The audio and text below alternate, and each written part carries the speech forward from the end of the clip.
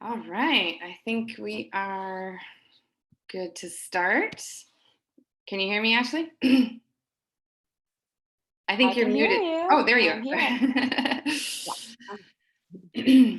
All right, everybody, thanks for joining us. We're excited to be doing this online event and connect with people from all over. Who's joining us today? Where are you joining us from? Feel free to type in your location in the live chat box. That's also where you can ask any questions during our event. So where are people joining us from?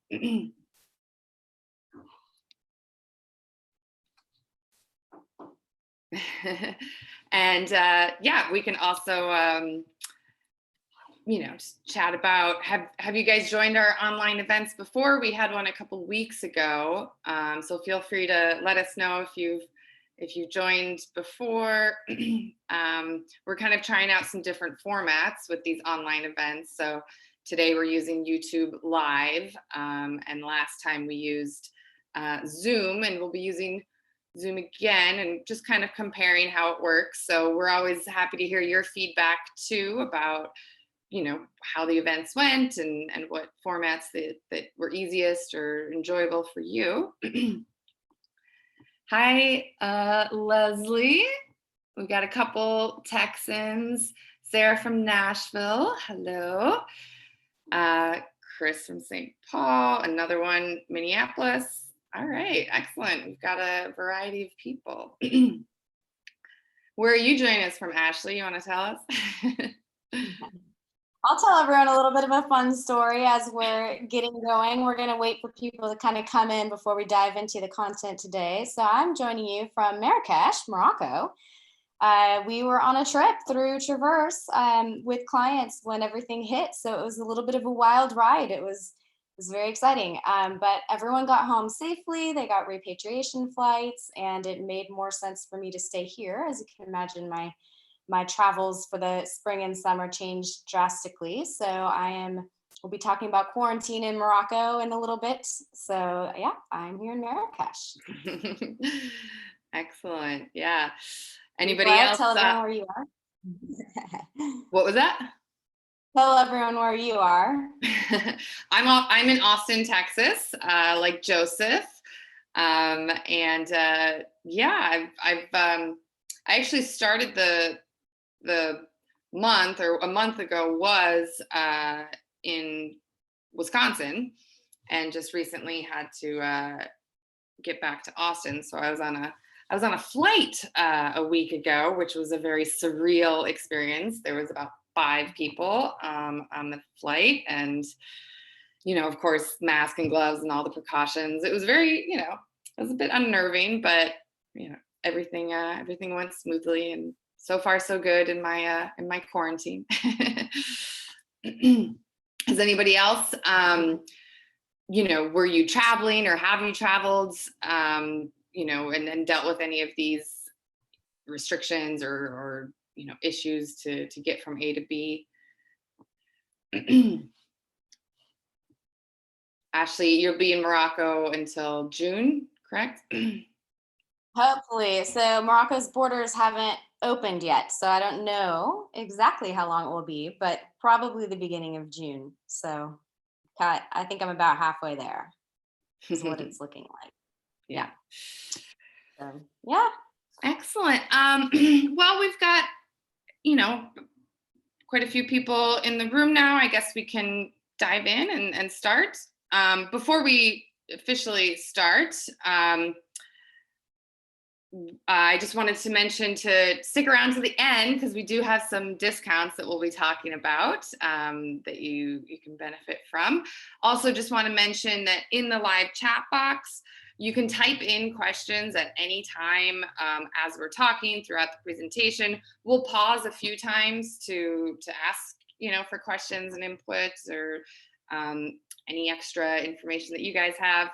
But you can just also type in anytime. There might be a delay between when you type in the question and when we see it and are able to respond to it. So just FYI. And Ashley, you were going to mention a little bit about next week's event. Yeah, so we're doing more and more of these events. So you'll see this format today is going to be a little more on the informational side. So what we're seeing in the industry and what we're seeing around the world, or more of like a factual perspective. Join us next week for some language with freestyle language. And we're in the middle of collecting stories from our guides and our partners from around the world. So we'll have pictures, we'll have their experiences. So it'll be a really kind of more personal view next week. So just a little bit of contrast between the two. So hope you can also join us next Saturday.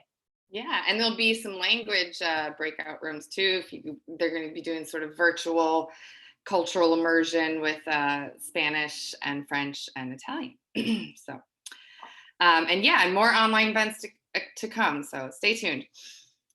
All right. So without further ado, I'm going to get us started again. Here we are. All right. So if you, or Laura, did you want to introduce anything first before I got going? No, go for it. Take it over.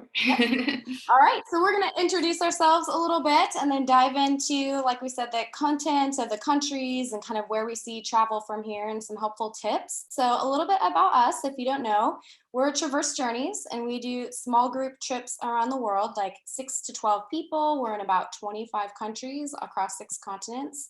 We focus on transformative experiences, unique destinations. We really look for cross-cultural appreciation, environmental awareness, and responsible tourism. And each trip has a nonprofit community partner, and a portion of sales goes to that. And we do like an activity and learn about something important in that community. So we're really passionate about the meaning of travel and the power of travel, and we really infuse that into our trips and our choices that we make, especially with our partners around the world.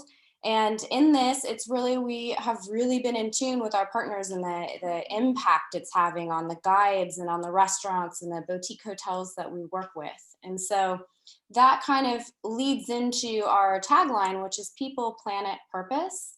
So just to give you a little bit of an idea of what that means for us. So for people, we really work with amazing local guides. They're the ones who know their country and their community and their home and share that with you. And nonprofits that are for all kinds of different things like Quechua language preservation in Peru and heritage seed saving in Ireland, beached whale saving in New Zealand. It's really amazing community and nonprofits that we work with. And so we also on trips engage in cultural exchange. And these destinations that we seek out are where income opportunities are needed and desired. And so we find fun and in fact impactful ways to engage. And that's why it's really relevant during the COVID crisis, because of the impact it's having on all of these players that create these experiences for you. Yeah, absolutely.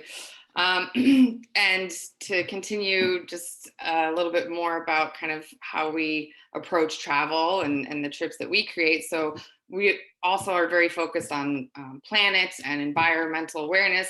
Of course, visiting some of the most beautiful places on Earth is one of the great ways to, be in touch with the planet and the beauty that surrounds us. But of course, when we go to those places, being very respectful, following, do no harm type of guidelines. We also carry that over into how we select hotels and transportation and other vendors and operators that have eco-friendly values, whether that's, water conservation or, organic gardens in the backyard or various ways that businesses are committed to the environment. And, speaking of organic gardens, we were also very tied in with the food and cuisine that we incorporate into travel and how we approach that, eating locally, and, which is always a great thing to do anyway when you're traveling. So yeah, that's kind of how we incorporate the planet part into it. And then purpose, we'd mentioned, Ashley, before about how we partner with a local NGO in each country. So that really helps to kind of infuse the trip or travel with a meaningful experience, and to, leave each place a little better than you found it. The experience of engaging with the community partner, which is usually like for a few hours on one of the days, can be really, some of the favorite experiences during the whole itinerary, because it's just a very unique perspective that you have, like a window into the culture and what's really happening on the ground, whether it's, related to ocean conservation, or the women's co-op in Morocco that does focus on the weaving. And yeah, Ashley mentioned a couple other examples. So those are a little bit about, just kind of how we approach travel, and we'll be kind of coming from that perspective when we talk to you about different countries around the world, and the, considerations when you travel again. So yeah, we're going to start off by going over various regions and countries around the globe to talk about just the many different responses to the pandemic, and kind of compare and contrast what that means going forward and what that says about their culture. So Ashley, you want to take it away? Yeah, so as Laura mentioned, we kind of have grouped these in the mindset of culture in a lot of ways, and making some observations. Also, we're taking a more factual approach this week. Next week, we'll have a little bit more stories. So if you're looking for experiences, we'll be having that. So I'm actually going to start talking about Scandinavia a little bit, because there's some really interesting things that we can look at there. If we start with Sweden, they've taken a very different approach than a lot of other places. For the most part, like businesses and schools have been open. They're still doing social distancing, 1 meter apart. They do have a higher death rate than Norway and Denmark nearby. So there's been some just questions about that. However, they've had a lot of popular support because of how it's considered more sustainable and less disruptive. Denmark, which I've actually been living in before I was in Morocco and will be returning to, they were one of the early ones to close borders and bars, restrict like up to 10 people gathering, restaurants and schools. Something very interesting, on March 17th, the Queen spoke, which is very rare because she doesn't actually have political power. And that was really, this is for Denmark, encouraging everyone to abide by the regulations that were in place. And people really did listen to her. They're now doing in Denmark a slow phased approach. Younger kids are going back to school. There's some really strict social distancing. Hairdressers and some other small businesses are opening on Monday. So they've got a pretty regulated approach, and their borders are set to open, I believe it's May 10th, of course, subject to change. If we look a little farther south in Germany, they are the third highest in the third highest count in Europe. However, some shops are reopening. They've done some really widespread testing, free testing, and a lot of track and trace.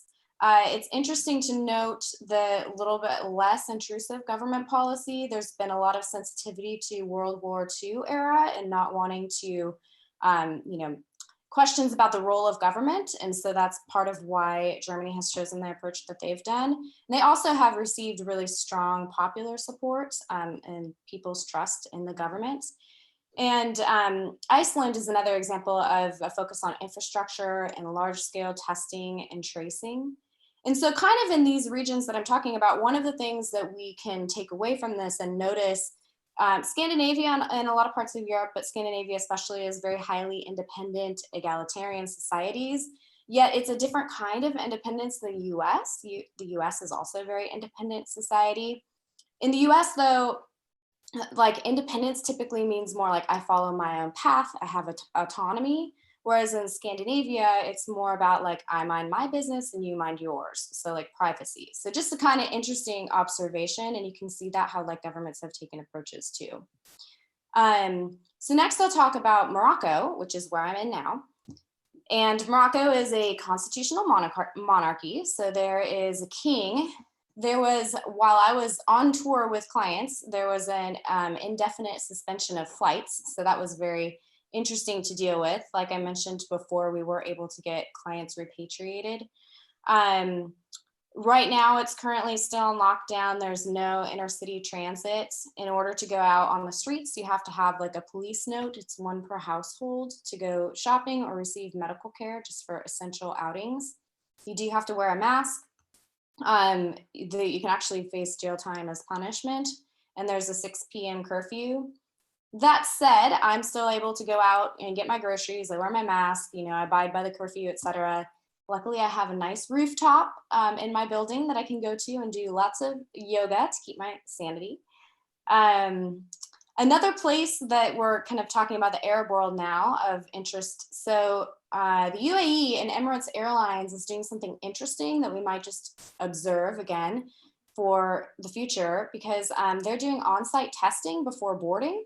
So, we don't know for sure if like other airlines might do this, but that might be something to just like pay attention to. It's possible. So Jordan is another place that we travel to and we have partners in, and this is one, they have one of the most severe restrictions in the whole world, one of the most stringent. So their first outbreak has been identified to a wedding. There was a wedding in the north of about 450 people, and the bride's father and sister had contracted corona abroad, and they did a fully enforced lockdown. They announced curfew by sirens, strong army presence with checkpoints and fines up to a year in prison for breaking curfew. So very, very strict there. Their cases and deaths do remain quite low. They still have travel restrictions in place. They just had a 48-hour curfew, meaning you can't leave your house. But the general curfew resumes tomorrow through April 30th. And their borders and airports, as it's said now, are supposed to remain closed until after Ramadan, which is May 23rd, which has been kind of the hearsay that might be in Morocco too. Nobody knows. They're supposed to make an announcement soon, but we don't know for sure. But it wouldn't be maybe too surprising if you saw that a bit more in the Arab world. And then Japan is another place that's been on our radar a lot, because we have cultural packages to the Olympics, which of course has been postponed to 2021. And they're actually parts of Japan experiencing a second wave and have announced a state of emergency through May 6th. They do have an overall lower death rate than neighbors, which is interesting, especially because they have a large elderly population. But it's to be noted that after Fukushima, there was already a lot of higher hygiene in place. People kind of had been conditioned to this. So that's kind of an observation about perhaps why. And the public reaction has been quite calm, like versus panic, compared to some of the other places. So just a cultural note on some of those places. We talked about individual countries, individualistic countries, more collectivist countries. The idea is individual liberties are given up for the benefit of the group as a whole. So you kind of can see that in some of these places. So I'm going to pass it on to Laura to talk about a few more countries. Yeah. So, so I'll just add a few more into the list to kind of give you a little snapshot of global responses. I was going to talk about New Zealand. So New Zealand, kind of just heading south from Japan on the side of the Pacific, they actually have adopted one of the strictest lockdowns in the world before a single death was even reported. So they're kind of sitting in a unique position, and their goal is actually like complete eradication as opposed to, flattening the curve or slowing down the spread. At the moment, their peak of cases was on April 5th, and it's declined ever since. So, starting very soon, like I said, when they only had about 100 cases and no deaths, they shuttered all the schools, industries, shops. Only thing that was open was, supermarkets, corner stores, that kind of thing. And one of the things that I guess probably lends itself to being able to do that is that New Zealand has like a unitary government versus, the States or Australia, which, Australia, like the USA, has individual states that can kind of make autonomous decisions, whereas New Zealand is kind of all like a unitary government. And, as they've had such success, a lot of the credit is going to the leadership, but also there's, just been a very widespread community kind of enrollment in mitigating the risk and adopting all of the strict measures. 88% of New Zealanders surveyed said that they trust the government to make the right decisions. So there's a lot of, kind of positivity and trust and optimism in New Zealand. So yeah, they've done a great job of kind of, slowing it down almost to the point where it will be eradicated within its borders. And then to compare, Ireland is kind of an interesting comparison because they're both island nations and have a similar population. And while Ireland hasn't achieved, quite the level of success that New Zealand has, certainly if you compare Ireland with somewhere like the UK, it has definitely done a much better job, I guess, in terms of acting soon and lowering the amount of cases and deaths and the growth rate and all of that kind of. So like as of right now, like, the UK versus Ireland has, the UK has like 3 times more deaths. They have a much lower proportion of the population that has been tested. And and part of the reason for that people attribute that to the sooner restrictions and regulations that Ireland put into place. And much like New Zealand, Ireland also currently, among surveyed, adults has an optimistic outlook on, how it's been handled and where it's going to go. More than 60% are feeling like things are moving in the right direction and going to be better soon. And then from there, I'm just going to move on to talk about Latin America a little bit. We haven't touched on that region yet. So like some other places in the world, Latin America does have a lot to consider in its approach, because there's more poverty in Latin America, and there's going to be a huge increase in that. So there's a lot of concern surrounding, how this is going to impact Latin America. And then there are places like the Caribbean in Latin America, which are having a drastic reduction in their overall, economy due to the non-existence of tourism at the moment. So talking a little bit about specific countries in Latin America, in Peru, there were very strict restrictions put in place quickly and suddenly that, you may have seen resulted in, some Americans that were finding it difficult to get out of Peru. There are still a few repatriation flights going on through the next couple of days. And with those travel restrictions came a very strict quarantine, a curfew as well. And only one person per family can leave for, whatever essential business or errands, grocery runs they have to do. And there's no business open on Sundays. And then, sorry, I need to change my slides here. So that's Peru. And then moving on from Peru, Chile is another interesting example, because Chile is one of the most developed economies in South America. And so they're kind of being looked at and heralded in their approach a bit. And they are doing some interesting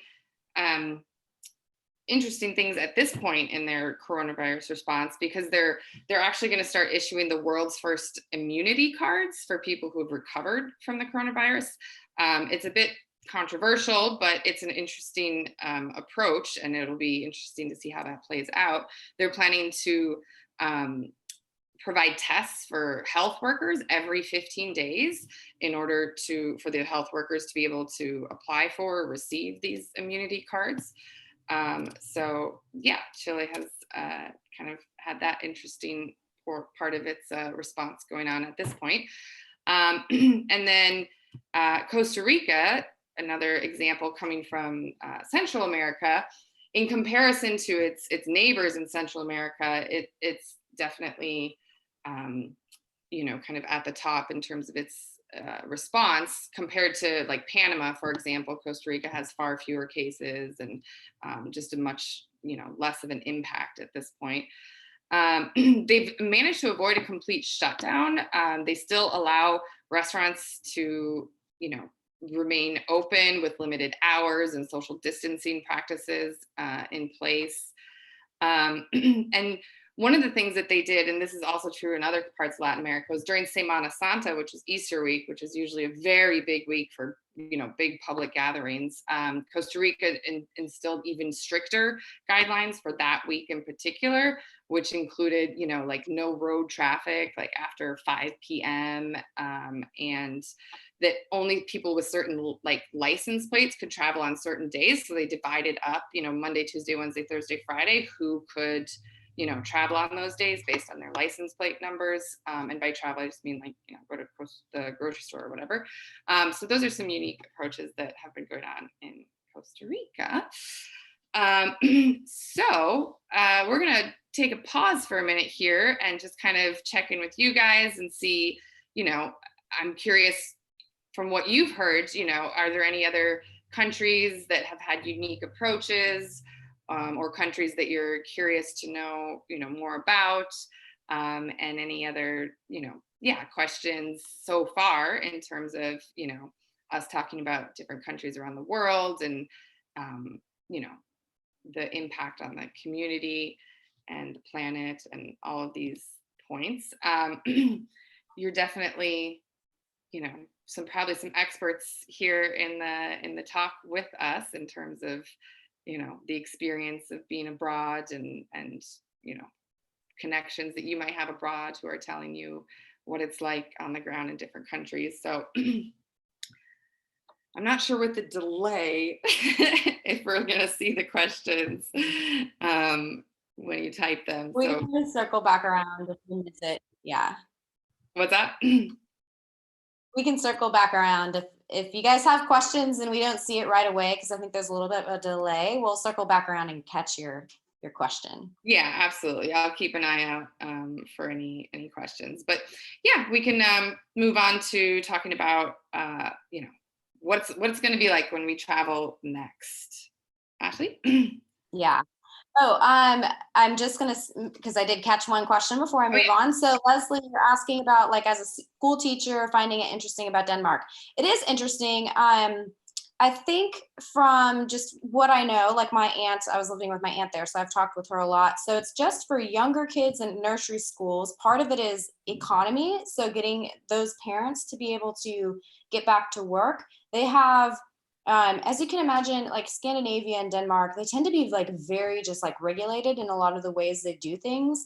And so they have all of these approaches to like the distancing that the kids have to have and the hygiene that has to be in place, like all of these measures. And every time something new is opened, it's like contingent upon results. Like if their whatever it is, curves start going the wrong way, they'll back off of it. So I think because the other thing is for Denmark, they do have very widespread testing and they also have hospital capacity. They're at a point where they can handle cases. And I think to some extent, they want people to have herd immunity, which maybe you've heard that term before. Maybe it's not like an open policy that they want to have herd immunity, but I think like in a way it's looked at as if like, if enough people have this that can help boost immunity, that's a good thing, so long as the capacity to care for people and prevent deaths are in place. And so from just everything I know about Denmark, that's kind of where I see the answer to that question. Hopefully that's kind of helpful for you. All right, so I'm going to move on to like just talking about how to travel and how, what's coming up in the wake of all of this. So kind of circling back around a little bit on the why travel is so important. So, statistically up to this point, 1 in 10 jobs worldwide are in tourism, and 80% of travel tourism is small to medium business enterprises. And that really fuels a lot of our economy. So travel and tourism is part of development and environmental sustainability initiatives. We do a lot of ours based on the 17 Sustainable Development Goals put together by the UN, which is part of that is tourism for sustainable development. And with this crisis, businesses and tourism will be hit 5 times harder than the recession of 2009 and 50 times harder than during the SARS epidemic.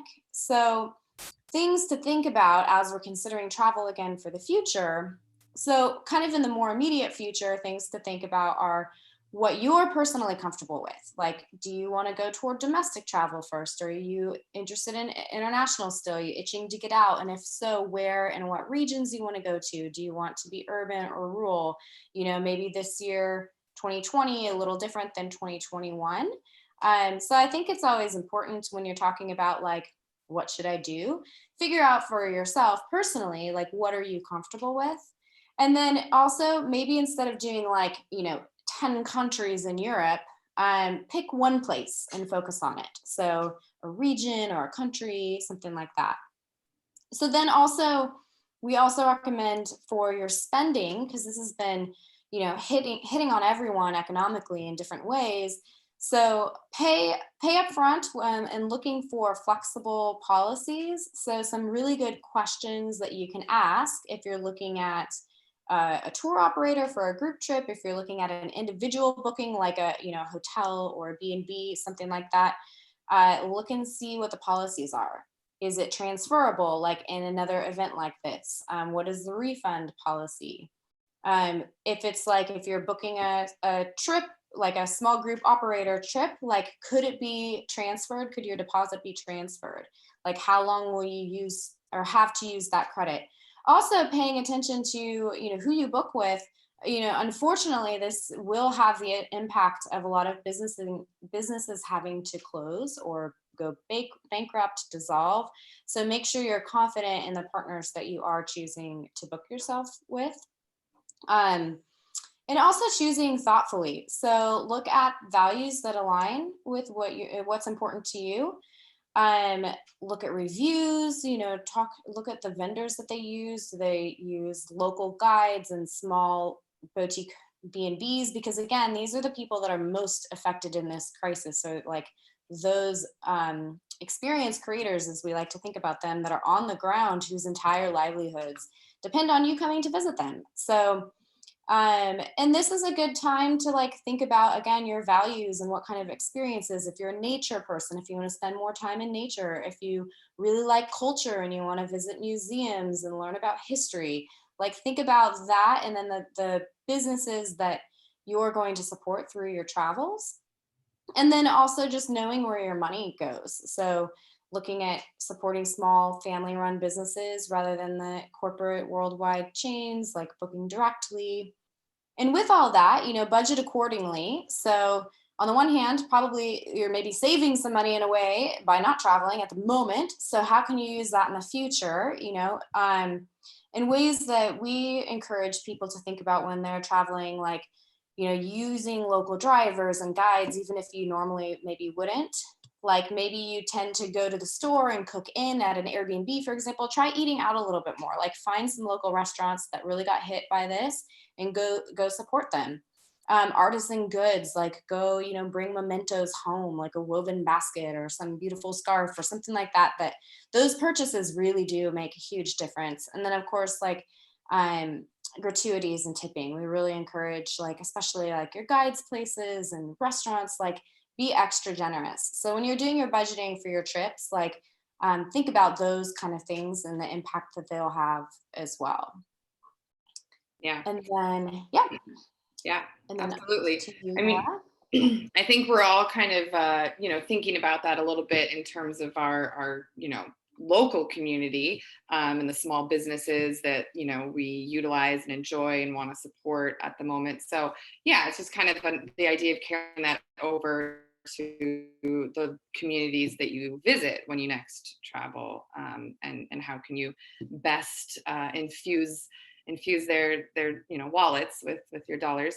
At this point, is there anything that anyone has any questions about in regards to planning travels, or, you know, resources, or how to go about it, or where to go about it, or is there anyone who's currently planning a trip somewhere? I'm curious to know, you know, with avid travelers, there's, you know, I'm sensing like an increasing sense of, you know, stir craziness, and people who are just like, you know, jonesing for the next trip and the next adventure. So, you know, how soon are you hoping to travel and plan your next trip?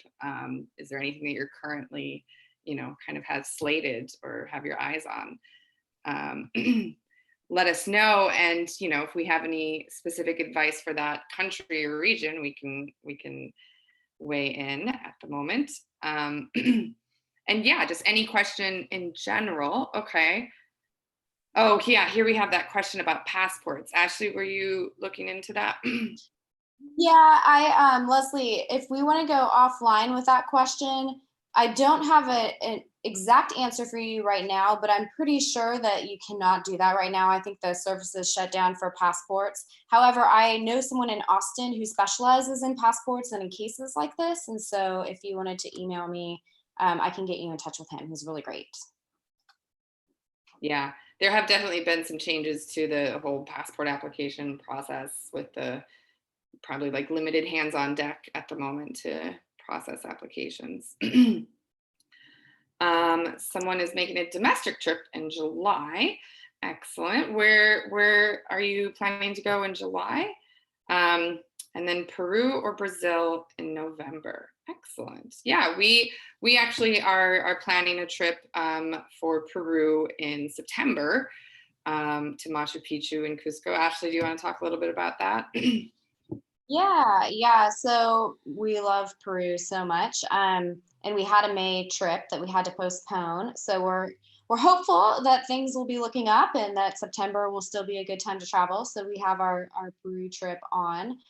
Joseph, if you have specific questions, even if you're just traveling in November, I mean, of course, we'd love for you to join us in September, but if you're traveling in November and just have some general Peru questions, feel free and send them to us. And we also have quite a bit on the blog. So like if you're hiking or if you're just visiting Cusco, you might find it helpful. Like we've said, like Laura had mentioned earlier, Peru right now is on a pretty tight lockdown. But you know, again, hopefully things will lift and they will be dying for tourism. So like I was just talking to our local guide on WhatsApp this morning and yesterday, and honestly they're struggling. Like this is their high season and a lot of people are going to need to go find alternative work, so they'll be so happy to have people coming and visiting in the fall. Yeah.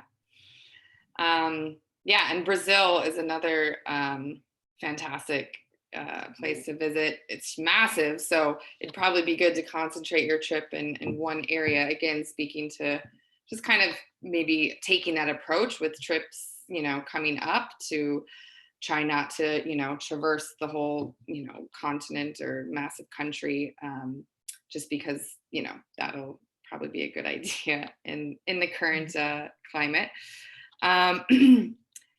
Australia may be shut down for visitors until the end of the year. I can mention something to you, Katie, about or Yeah, Laura, go for about it. that. Yeah. So Bernadette, yeah. So we've heard some hearsay on that. So a gal, Katie, who does some work for us with our marketing and our social media, she's American, but she loves Australia and spends a lot of time there. She's like itching to get back, but she's also heard that although it has not been confirmed, it's unclear if it's just hearsay or if it's going to be real. So I can't give you a definitive answer on that right now. It seems like a long time, but I don't know. We'll see. Well, I know that Australia and New Zealand are kind of, you know, like looking at each other a lot. And with New Zealand's like approach to try and like eradicate the virus, and, you know, per capita, they actually have similar outcomes at the moment. That might be something that Australia is leaning towards as well. And, you know, to do that, they would have to be shut down for longer, to sustain any sort of, you know, eradication of the virus. So, but I don't think that anything's been, even in New Zealand, I think this Monday that the prime minister, that she's going to decide and address whether or not the restrictions are going to stay in place and for how much longer. So,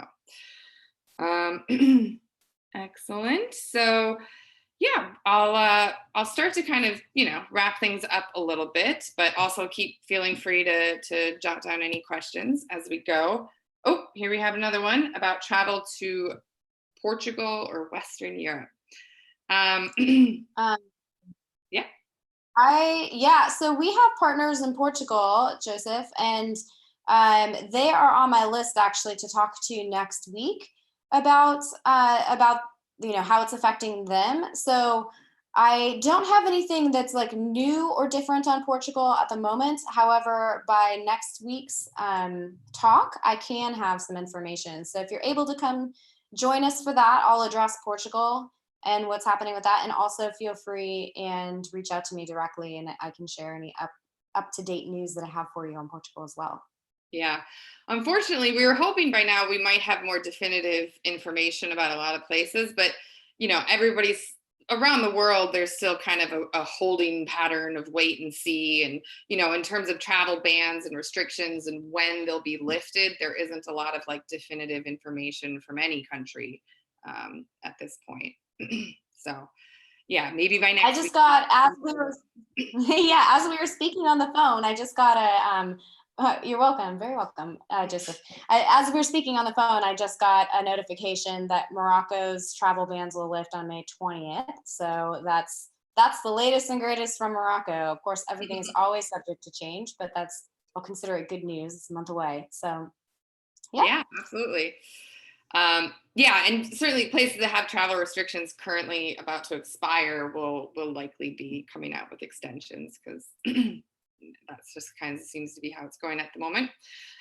So just to leave you some final thoughts, I just wanted to, put this quote up there as to kind of feed us and make sure that we are all staying as optimistic as possible and positive, knowing that, while the world is, essentially closed at the moment, it will not remain that way forever. And when it does open up, it's in our nature, especially anyone here today, to go out and seek and explore and, expand your horizons, and, to make sure that you continue that part of your own, human spirit, and, be ready to do that as soon as the world opens up with, open arms again. And as promised, the other thing I wanted to talk about as we wrap up is that we do have some discounts on our trips coming up in the latter half of 2020. So as we mentioned, we're going to Peru, to Machu Picchu in September. You can get $300 off the non-hiking spots. We're going to Ireland in September as well, and you can get $200 off that trip. Sail away to Greece, which is a sailing trip in the islands of Greece, $100 off. And then our trip to Morocco in October is also $100 off. It's a little bit of different place in Morocco, infused with yoga practice as well into that itinerary. So all these specials are good through the end of May. And also just to note, if you do sign up for any trips with us in 2020 or 2021, at the moment, we have a very flexible booking policy, which will, allow us to transfer all your payments to future dates if either you or we decide to postpone the travel. So yeah, just know that if you want to sign up for anything at the moment, you're not necessarily locked in should it become clear or apparent that it's actually not going to work out to go to Peru in September or something like that. So you can also, make sure to keep up with us on Facebook, Instagram. You can follow or subscribe to our YouTube channel. So, when we have our next online events, you'll know. We're also, many of you joined us through our meetup groups, but if you didn't, we do have quite a few meetup groups that are all kind of funneling into these online events at the moment. You can find us on Meetup by city name and then international travel. So Austin International Travel. is the name of the meetup group here in Austin. And I also wanted to mention our blog. I actually touched on it a little bit earlier, but we do have quite an extensive blog on our website, traversejourneys.com, and there's lots of cool resources at the moment for, how to travel virtually and scratch the travel itch from home, and the best movies or series to kind of fuel your travel, yearnings. So yeah, lots of different ways that you can kind of, keep up to date with us and the content that we're sharing and information. We're trying to disseminate as much inspiration as possible at the moment. So yeah, with that said, one of our last thoughts here is just this quote that we love, and kind of, infuse into our style of travel. That when we travel and explore, it's more than just the scene of sights or a place, but an impactful and transformative experience that really, alters your perspective, and that will certainly be true in the year to come as we travel and see the effects of this unprecedented event, which I'm sure everybody's sick of hearing that phrase by now. Are there any last questions about anything at all? Anything we've covered, anything we haven't covered, anything about our, meetup events or online events going forward? Ashley, is there any final thoughts that you wanted to mention? I don't have anything at the moment. If anyone is interested, like I said about the Portugal thing, if anyone's interested in more kind of experiences and information about a particular country before next week's YouTube event that we'll be having, well, it's not YouTube event, but our online event that we'll be having, feel free and message. I'm happy to do some research or reach out to partners in different areas. So yeah. Awesome. All right. Yeah, and like we mentioned, next week's event will be on Zoom. So we're going to try out that platform, which is what we did for the previous event. And yeah, anytime you want to, weigh in on how the events went for you, or what you prefer, or what worked or didn't work, we're happy to hear. This is a, new frontier for all of us, and we're learning as we go. So with that said, thank you very much for joining us today, from all the different places across the US that I see you're from. And yeah, hope to see you next week, Saturday at the same time for our next event. And, stay tuned for further events in the coming weeks after that. So, Yep. Arrivederci. Thank you very much, everybody.